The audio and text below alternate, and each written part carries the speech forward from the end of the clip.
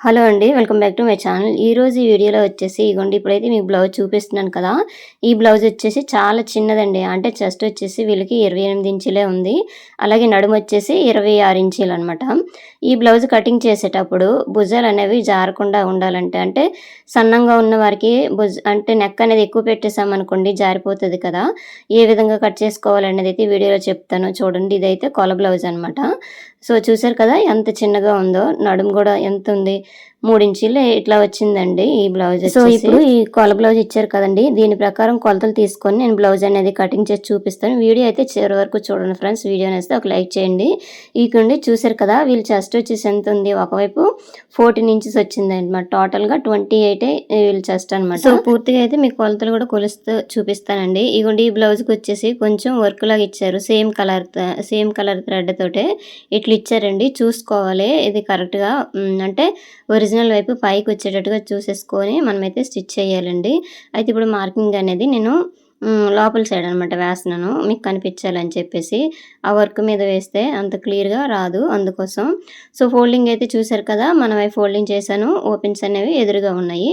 కిందకొచ్చేసి ఒక 1/2 ఇంచ్ అయితే మార్కింగ్ చేశాను. దేనికంటే ఖర్చు గురించి. ఇప్పుడు చూసారు కదా! ఈ బ్లౌజు చాలా చిన్నగుందండి. ఇగోండి కిందనైతే నేను ఒక 1/2 ఇంచ్ అనేది పెంచుతున్నాను కొంచెము. ఎందుకంటే నేను కొలిచే బ్లౌజ్ అయితే బాగా సింక్ అయిపోయిందనమాట అందుకోసము. పైనైతే ఒక 1/2 ఇంచ్ ఖర్చు ఎక్కువ పెట్టేసి టోటల్‌గా అయితే నేను 13 ఇంచీలయితే పెట్టానండి ఈ బ్లౌజ్‌కి పొడుగనేది. అలాగే 13 ఇంచీలనేది ఈ సైడ్‌కి గూడా పెడుతున్నాననమాట. ఇగోండి చూసారు కదా! సో, కుట్టేసాక 13 ఇంచీలు రావాలండి ఈ బ్లౌజ్‌కి. అందుకోసం నేను ఖర్చుతో కలిపి 14 ఇంచీలనేది మార్కింగ్ చేశాను. ఇదిగోండి ఈ విధంగా. అలాగే ఇక్కడ వరకు ఒక మార్కింగ్ చేసుకోండి. ఇలా ఈ షేప్ అనేది గీసేసుకోండి డబ్బా షేప్‌లోన. ఇప్పుడు బ్యాక్ పార్ట్ డ్రా చేస్తాను. అయితే వీళ్ళకి చెస్ట్ అనేది గూడా చాలా తక్కువ ఉంది కదండీ! ఈళ్ళకి నెక్, షోల్డర్ ఎంత పెట్టాలనేదైతే ఈ వీడియోలో చెప్తానండి. ఎందుకంటే వీళ్ళు నెక్ ఎక్కువ పెట్టేసామనుకోండి ఇంక భుజాలనేవి జారిపోతాయి. చూసారా బ్లౌజ్ ఎలాగుందో చాలా చిన్నగుంది. వెనక వీపు పార్ట్ గూడాను చాలా చిన్నగుందండి. ఇగోండి కొలుస్తున్నాను. ఈ పక్క సైడ్ జాయింట్ ఉంది కదా! ఇక్కడ ఫస్ట్ కుట్టు వరకు నేను కొలిస్తే ఎంతొచ్చింది ఒకవైపు 14.5 ఇట్లా వచ్చేసింది. అంటే టోటల్‌గా ఈళ్ళకి 28 ఇంచీలన్నర వచ్చిందండి బ్లౌజ్ అనేది. ఆర్మ్ లూజ్ గూడా కొలుస్తున్నాను చూడండి. ఆర్మ్ లూజు ఇగోండి చూసారా 6.5 ఇంచీలే వచ్చింది. హ్యాండ్ ఆర్మ్ అనమాట. 6.5 అంటే చాలా చిన్నదండి ఈ బ్లౌజ్ అనేది. ఈ 6.5కి మ్యాచ్ అవ్వాలంటే చంకదింపు ఎంత పెట్టాలనేది ఈ వీడియోలో చూపిస్తాను.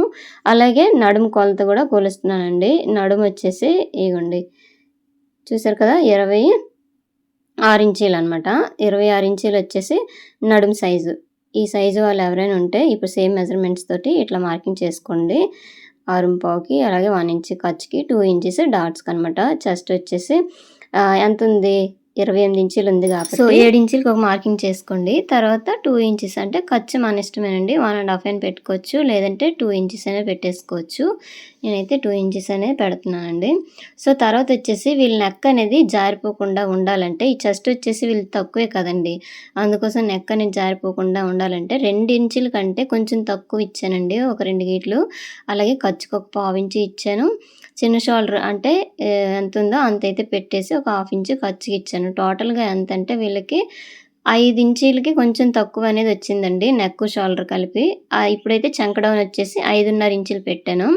6 ఇంచులైతే అవసరం లేదండి ఈళ్ళకి. రౌండ్ దగ్గరైతే ఇక్కడట 1.25 ఇచ్చాను.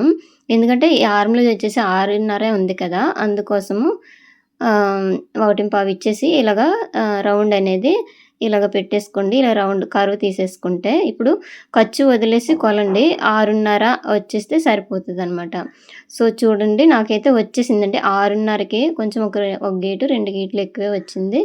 ఇంకా ఆ బ్లౌజ్‌లో గూడా సేమ్ అంతే ఉంది. ఇగోండి ఇలాగనమాట కొలుచుకుంటే సరిపోతది.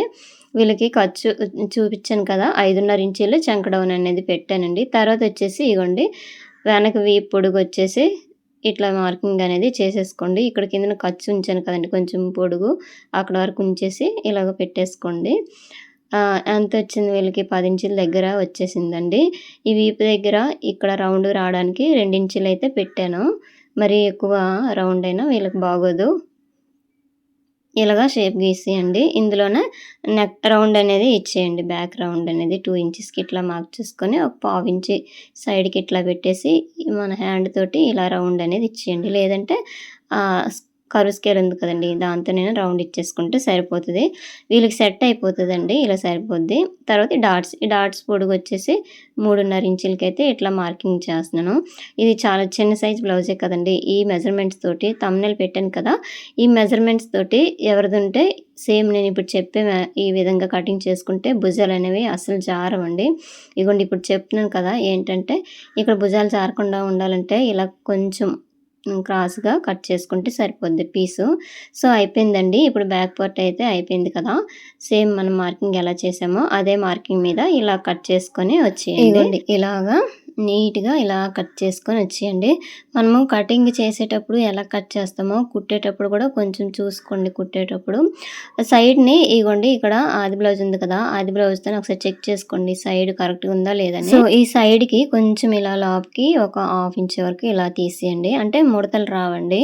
వేసుకునేక కరెక్ట్‌గా వీపుకి సెట్ అయిపోతది. సో, బ్యాక్ పార్ట్ అయితే అయిపోయింది కదా! ఇప్పుడు హ్యాండ్స్‌కనమాట. ఈ హ్యాండ్స్‌కొచ్చేసి ఇలా ఫోల్డింగ్ చేసేసుకోండి. 2 హ్యాండ్స్ వచ్చే విధంగా 4 లేయర్స్ వస్తాయన్నమాట. ఇట్లా 1.25 ఇంచి అయితే నేను హెమ్మింగ్‌కనమాట. హ్యాండ్ వచ్చేసి ఎల్బో హ్యాండ్ పెడుతున్నానండి. అంటే 9 ఇంచీలైతే పెడుతున్నాను. పొడుగైతే ఇగోండి. ఇందులోనే నేను ఖర్చు కూడా ఇందులోనే ఉంచేసానండి. యాక్చువల్లీ ఇది చిన్న హ్యాండేనండి. కాకపోతే నేను పొడుగు పెట్టమన్నారని చెప్పేసి పెడుతున్నాను. చూసుకుంటున్నాను క్రాస్‌గా చెక్ చేస్తున్నాను ఉన్నదా కరెక్ట్‌గా లేదా జాయింట్ పడతదా అని. చంకదింపు వచ్చేసి నేను 3 ఇంచీలు పెట్టానండి. వీళ్ళకి 3 ఇంచీలైతే సరిపోద్ది. ఇక్కడ పైన 1 ఇంచ్‌కి ఇట్లా మార్క్ చేశాను కదా! ఇక్కడ నుంచి క్రాస్‌గా ఇందాక ఆర్మ్ లూజ్ ఎంత చెప్పాను 6.5కి ఇట్లా మార్కింగ్ అనేది చేసేసుకోండి. తర్వాత వచ్చేసి హ్యాండ్ లూజు అలాగే ఖర్చుకి ఇట్లా మార్క్ చేసుకోండి. నేను ఇప్పుడు చూపించాను కదా! ఈ విధంగా మార్కింగ్ చేసుకొని లైన్లు గీసేయండి. తర్వాత వచ్చేసి ఇగోండి ఇప్పుడు చూపిస్తున్నాను వీడియోలో ఇలా టేప్ పెట్టేసి ఇలా ఫోల్డింగ్ చేసుకొని మిడిల్‌లోన 1.5కి మార్క్ ఇవ్వండి. ఇదేంటి కాదండి కర్వ్ ఇవ్వడానికి మాత్రమే ఈ మార్కింగ్ అనేది. ఇలా మార్క్ చేసామనుకోండి కర్వ్ అనేది బాగా వచ్చేస్తది. ఎక్కువ తక్కువ రాకుండా. ఇప్పుడు చూసారా?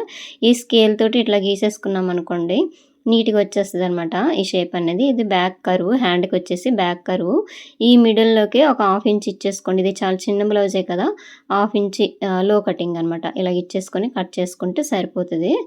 ఇగోండి చూసారు కదా! హ్యాండ్ అనేది ఈ విధంగా కటింగ్ చేసుకోండి. ఇగోండి ఇలాగా నీట్‌గా మనం మార్కింగ్ చేసాం కదండీ! అదే మార్కింగ్ మీద ఇలా కట్ చేసుకొని వచ్చేయండి. సో, అయిపోయిందండి. ఇక్కడ డాట్స్ చిన్న చిన్నవి పెట్టేసుకోండి. 2 లేయర్స్ పైన 2 లేయర్స్ తీసేసుకొని ఇలాగా లో కటింగ్ అనేది తీసేయండి. అయిపోయింది. చూసారు కదా! సో, బ్యాక్ పార్ట్ అలాగే హ్యాండ్స్ అయిపోయాయి కదండీ! ఇప్పుడు మిగతా క్లాత్ తీసేసుకోండి. మిగతా క్లాత్ తీసేసుకొని ఇలాగ ఓపెన్స్ అనేవి మన వైపు పెట్టేసుకోండి. ఇప్పుడు వీడియోలో చూపిస్తున్నాను కదా! ఈ విధంగా పెట్టేసుకొని బ్యాక్ పార్ట్ తీసేసుకొని ఇలా క్రాస్‌గా వేసేసుకోండి. ఇగోండి ఇలా నీట్‌గా ఇలా పరుచుకోండి. అయితే బ్యాక్ పార్ట్ ఏ విధంగా ఉందో అలాగే మార్కింగ్ అనేది చేసేసుకోండి. ఇగోండి. కరెక్ట్‌గా వస్తుందో లేదని చెక్ చేసుకోండి. ఎందుకంటే పెద్ద క్లాతే కదా! మళ్ళీ జాయింట్లు పడకుండా నీట్‌గా రావాలంటే చూసుకోండి. సేమ్ బ్యాక్ పార్ట్ ఏ విధంగా ఉందో అలాగే మార్కింగ్ అనేది చేసేయండి స్కేల్ పెట్టేసి. ఇగోండి ఇలాగా. సో, ఫ్రెండ్స్ వీడియో చూస్తున్నారు కానీ ఎవరు లైక్ చేయడం లేదు. లైక్ చేయండి. అక్కడ హైప్ బటన్ వస్తది కదండీ! ఆ హైప్ దగ్గర పాయింట్స్ ఇవ్వండి. ఇక్కడ ఖర్చు ఒక హాఫ్ ఇంచ్ ఉంచేయండి. ఈ ఫ్రంట్ నెక్ చూపిస్తాను చూడండి ఎలా మార్కింగ్ చేస్తానో. ఈ సైడ్‌కొచ్చేసి ఇక్కడ ఆర్మ్ దగ్గరేమొచ్చి లో కటింగ్‌కి ఒక హాఫ్ ఇంచ్ ఇచ్చేసుకోండి. ఈ పక్కది ఖర్చు అనమాట ఆ మార్కింగు. సో, తర్వాత వచ్చేసి ఇగోండి ఫ్రంట్ నెక్ అనేది ఇలాగ హుక్స్ పట్టీ ఉంటది కదండీ! హుక్స్ పట్టీ వైపు ఇలా చూసేసుకోండి ఎంతుందని చెప్పేసి. ఈ రౌండ్ మనకి రౌండ్ వచ్చే విధంగా మార్కింగ్ చేసేసుకోండి. స్కేల్‌తోనైనా చేసేసుకోవచ్చండి. ఇది కొంచెం షేప్ అనేది అలాగొచ్చింది కదా! కట్ చేసేటప్పుడు రౌండ్‌గా తీసేసుకోండి. సో, అయిపోయిందండి. ఇప్పుడు ఫ్రంట్ ఎంతుందో చూసుకోండి పొడుగు. పైన ఖర్చుంది కదండీ! అలాగే ఈ డాట్ వరకు ఇట్లా మార్కింగ్ చేసుకుంటే ఎంత పొడుగొచ్చిందో చూసుకోవాలి. ఈ విధంగా అయితే మార్కింగ్ చేసుకోవాలండి. ఎందుకంటే వీళ్ళకి చెస్ట్ అనేది చిన్నగా ఉంది కాబట్టి మనకి నచ్చినట్టు పెట్టేస్తే లూజ్ అయిపోద్దనమాట. అందుకు ఆది బ్లౌజులోనే తీసేసుకోవాలి. ఇవన్నీ కొలుచుకోండి ఒకసారి ఇలాగా. 2.5 ఇంచీలు పెట్టాను కదండీ! తర్వాత ఇక్కడొచ్చేసి డాట్ చూసాను. మొత్తం డాట్ అయితే 1.5 ఇంచే ఉందండి వీళ్ళకి. డాట్ వెడల్పు వచ్చేసి ఒకటిన్నర ఇంచ్ ఉంది కదండీ! హైట్ కూడా ఒకసారి చెక్ చేసుకోండి. ఇగోండి. వీళ్ళకి సెట్ అయినట్టుగా మనం హైట్ కూడా పెట్టలేదనుకోండి, అక్కడట ఎంత చుంచులాగా వచ్చేస్తది. అక్కడట బుడగలాగా వచ్చేస్తది. వీళ్ళకి చెస్ట్ అనేది ఎక్కువ ఉండదు కదా! అందుకోసము. సో, చూసారు కదా! కిందని షేప్ అనేది ఇంతుంది. అందుకోసమే కింద నుంచి మనం కొలిచేసి 2 ఇంచీలు వదిలేసి ఫోల్డింగ్ చేసామనుకోండి, ఇలాంటి వాళ్ళకి బాగా తక్కువగా చెస్ట్ ఉన్న వాళ్ళకైతే సెట్ అవ్వదనమాట. ఆది బ్లౌజ్‌లోనే తీసేసుకోవాలి. ఈ సైడ్‌ని కరెక్ట్‌గా ఉందో లేదని ఒకసారి చెక్ చేసుకోండి. ఇప్పుడు చూసారు కదా! మీకు అర్థమైందా? మీకు సో, చిన్న సైజు ఉన్న వాళ్ళకి ఫ్రంట్ పార్ట్ ఏ విధంగా మార్కింగ్ చేసుకోవాలైతే నేను ఇందులోనైతే క్లియర్‌గా చెప్పానండి. ఇక్కడ రౌండ్ చూడండి. ఇలాగ ఇచ్చేసుకోండి. ఇగోండి చూడండి నీట్‌గా ఇలా కట్ చేసేయాలి. మనం మార్కింగ్ ఏ విధంగా చేసామో అదే మార్కింగ్ మీద ఇలా కటింగ్ చేసుకొని వచ్చేయండి. సో, అయిపోయిందండి. ఇగోండి ఫ్రంట్, బ్యాక్ అలాగే హ్యాండ్స్ 3 అయితే కట్ చేసేసాను. చిన్న సైజు వాళ్ళకైతే కటింగ్ చేసేటప్పుడు కొంచెం జాగ్రత్తగా కట్ చేయాలండి. లేదంటే వాళ్ళ భుజాలనేవి బాగా జారిపోతాయి. మనం అడ్జస్ట్ చేసి కూడా కుట్టలేము. ఇంతేనండి వీడియో. వీడియో నచ్చితే లైక్ చేయండి. Thank you for watching.